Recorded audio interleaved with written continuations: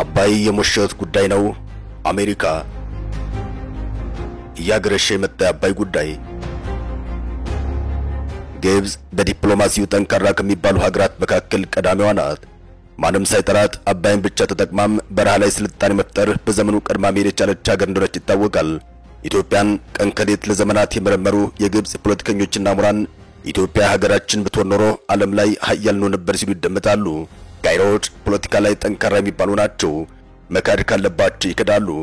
በዚህም አረቦችን ክደዋል፣ ፍልስጤሞችን ክደዋል፣ ሊቢያኖችና ሱዳንንም ክደዋል። ግብጾች ይደራደራሉ፣ ጥቅማቸውን ብቻ ያሰላሉ። ለሀያላኑ መገደል ጥቅም ካስገኘላቸው ዝቅ ብለው ጫማ ሉለው ዲፕሎማሲ ይሰራሉ። ኢትዮጵያ በአንጻሩ ቀደም ባሉ ዘመናት በዲፕሎማሲው ጠንካራ የነበረች ሲሆን ከደርግ ዘመን ጀምሮ ግን በግብጽ ብልጫ ተወስዶባታል። በዚህም በርካታ የሚባሉ ዋጋዎችን ከፍላለች። ግብጾች አሁንም ነጩን ጥቁር ጥቁሩን ነጭ ብለው መክሰሳቸውን ቀጥለዋል። ትራምፕን ጋብዘው ውድ የተባለውን ሽልማት ሽልመው ትራምፕን አስፈንድቀው አሁንም ኢትዮጵያ ላይ የሆነ ምላሻቸው እንዲተኩሱ ለማድረግ እየሰሩ ይገኛል። ለዚህ ደግሞ የትራምፕ የቅርብ አማካሪ የአባይ ጉዳይ ለግብጽ የሞሽረት ጉዳይ ነው በማለት ካልሲ በላይ ተቆርቋሪ መሆናቸውን ከአረቢያ ጋር በነበራቸው ቆይታ ተናግረዋል። ትራምፕ ምን ይወስኑ ይሆን? የአባይ ውጥረት ወዴት ሊያመራ ይችላል? እስከ መጨረሻው ድረስ አብራችሁን ቆዩ። Mine is a very powerful leader, and my friend is right here, the president.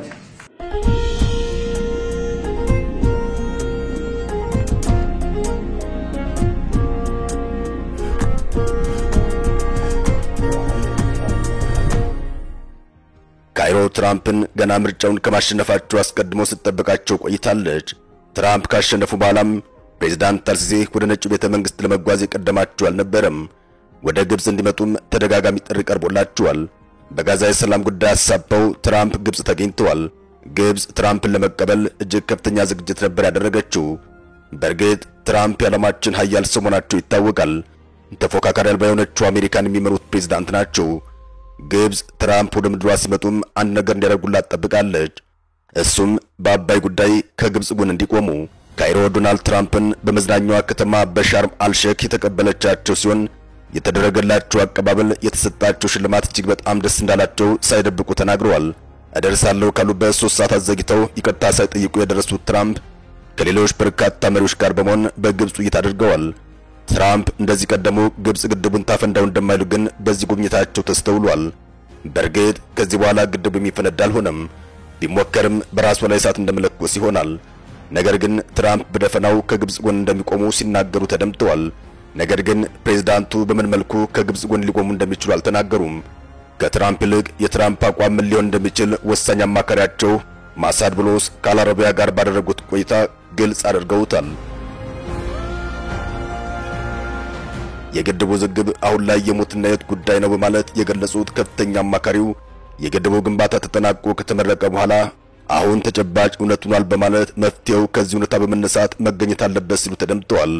ስለዚህም አሁንም ኢትዮጵያ ጠንካራ ዲፕሎማሲን ከአሜሪካ ጋር ካልሰራች ጫና ሊመጣባት እንደሚችል አመላካች ሆኗል።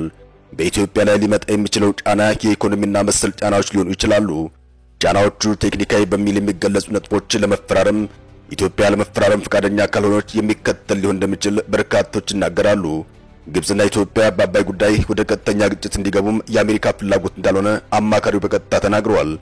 ከዚያ ይልቅ የግብጽ ፍላጎትን ያካተተ ስምምነት እንዲፈረም አሜሪካ ስለማሰቧም ከአማካሪው ንግግር መረዳት ይቻላል። ሁለቱ ሀገራት ወደ ግጭት ማምራት የለባቸውም፣ ታሪካዊ ትስስር አላቸው በማለት አሁን አሜሪካ በአዲስ አበባና በካይሮ መካከል ሰላማዊ ትብብር እንዲኖር እንደምታበረታታም ተናግረዋል። አንዳንዶች አማካሪ የጠቀሱት መልካም የሆነ ታሪካዊ ትስስር የቱ ጋር ነው ሲሉም ጠይቀዋል። አብዛኛው የሁለቱ ሀገራት ግንኙነት የክስና የጦርነት ነበር ማለት ይቻላል። ካይሮ በተደጋጋሚ ኢትዮጵያን ለመውረር ሞክራ ነገር ግን ሲሳካላት አልታየም። የሁለቱ ሀገራት ታሪክ የባላንጣነት ቢሆንም ነገር ግን የተባበሩበት ዘመን አልነበረም ሊባል ግን አይችልም። በአንድ ወቅት የግብጽ ጦር በሱዳኖች በተከበበ ጊዜም የአፄ ዮሐንስ ጦር ከከበባ አስወጥቶም ወደ ግብጽ እንደሸኛቸው ይነገራል። ያ ብቻ ሳይሆን ሌሎችም የተባበሩባቸው በርካታ ዘመናት አሉ። ሀገራቱ በኦርቶዶክስ ቤተክርስቲያን በኩል ጥብቅ ግንኙነት እንደነበራቸው ይታወቃል።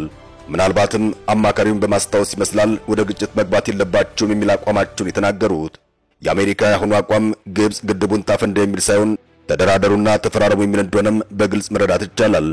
በነገራችን ላይ ትናንት ትራምፕ ብቻ አይደሉም ግብጽ የነበሩት። የተሰበሰቡት ለጋዛ ሰላም ቢሆንም መድረኩ የትልቅ ሀገራት መሪዎች የታደሙበት እንደነበር ታይቷል።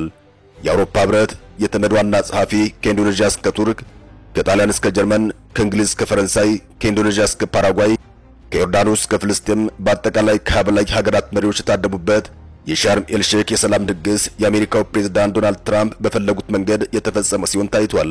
የአልሲሲ ፍላጎት ይህን ጉባኤ ተጠቅመው ትራምፕን በአባይ ጉዳይ ድጋፍ እንዲሰጧቸው ማድረግ ነበር። አልሲሲ ከዚህ መድረክ ቀደም ብለው ባደረጉት ንግግራቸው ሕግ ስንል ሞኞች አይደለንም የሚል ዛቻ አሰምተው ነበር። የዛቻቸው ምክንያትም ኢትዮጵያ የግድቡን በር ከፍታ ውሃ ለቃብናለች፣ ጎርፍ አደጋ እንዲፈጠር አድርጋለች የሚል ነበር።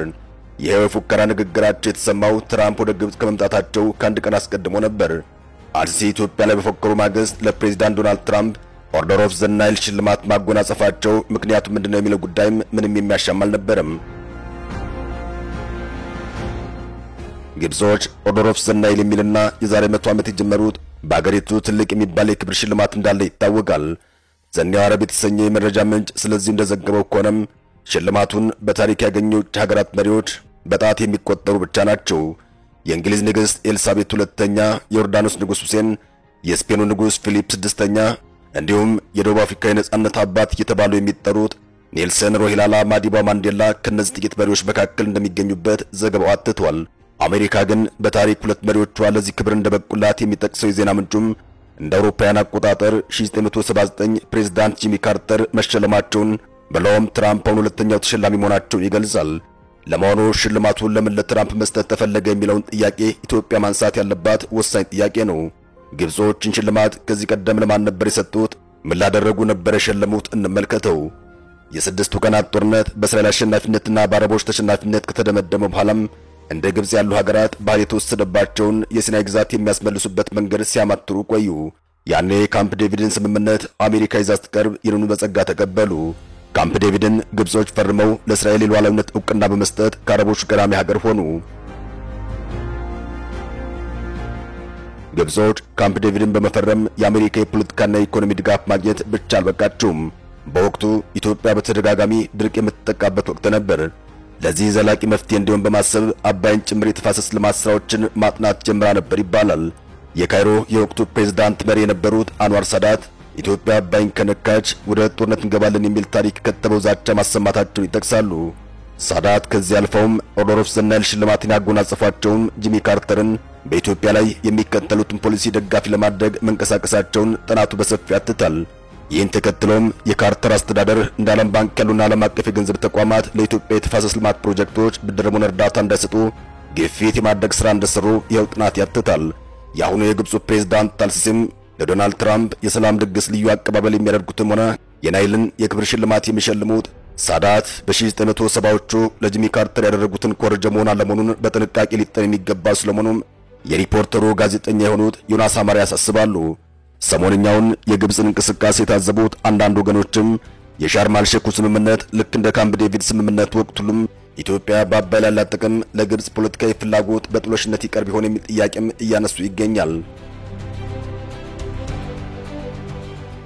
እንደውም አንዳንድ ታዛቢዎች በበኩላቸው አሜሪካ የታላቁ የኢትዮጵያ ህዳሴን ግድብ ጉዳይ ዘንድሮም ጎትታ እኔ ካላደራደርኩ ሞቼ እገኛለሁ የሚል ጥያቄ ልታነሳ ትችላለች የሚል ግምት አላቸው።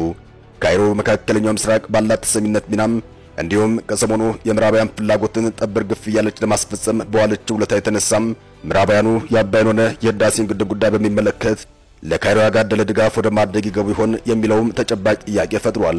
ከዚህ ቀደም የአሜሪካ ፕሬዝዳንት በመጀመሪያው ዙር የስልጣን ዘመናቸው ወቅት ይዘውት የቀረቡትን እስራኤልን ከአረቦች ጋር ለማቀራረብ የሚረዳቸውን አብርሃም አኮርድስ የተባለውን ስምምነት ካይሮ ዋና አስፈጻሚ ሆና ተከስታ እንደነበር ይነገራል። የውለታዋ ተቆጥሮም አሜሪካ ዓለም ባንክን አካታም ኢትዮጵያን ከግብፅና ከሱዳን ጋር የማደራደር ሥራ ውስጥ እንደገባች ይነገራል። ይሁን እንጂ ለአብርሃም አኮርድስ የግብፅ ውለታ ተብሎ ኢትዮጵያ አስገዳጅ ስምምነት ከሁለቱ ሀገራት ጋር ልትፈራረም በአሜሪካ በኩል ግፊት እንደተደረገባት ነው የሚነገረው። ዛሬ ካይሮዎች ለዶናልድ ትራምፕ ጠብር ግፍ የሚሉትም ሆነ የመካከለኛው ምስራቅ ዋና የሰላም ጠማቂ ሆኖ ለመታየት የሚዳክሩት ይህን እንደ ውለታ ተቆጥሮ ትራምፕ ሆኑ ምዕራባውያን የአባይ አጀንዳቸው እንዲደግፉላቸው ለማድረግ ነው የሚል ግምትም ጠንክሮ የተሰማ ይገኛል። ትራምፕ ከግብፅ ጎን እንደሚቆሙ ይጠበቃል። አማካሪያቸውም የአባይ ጉዳይ ለግብፅና ለሱዳን የሞትና የሽረት ጉዳይ ነው ሲሉ ተደምጠዋል። የግድቡ ጉዳይ በትራምፕ አማካሪ በኩል በዚህ ልክ አጀንዳ መደረጉም ወደፊት ከአሜሪካ በኩል ጠንካራ የሆነ የተደራደሩ ጫና ሊመጣ እንደሚችል ጠቋሚ ነው እየተባለ ይገኛል።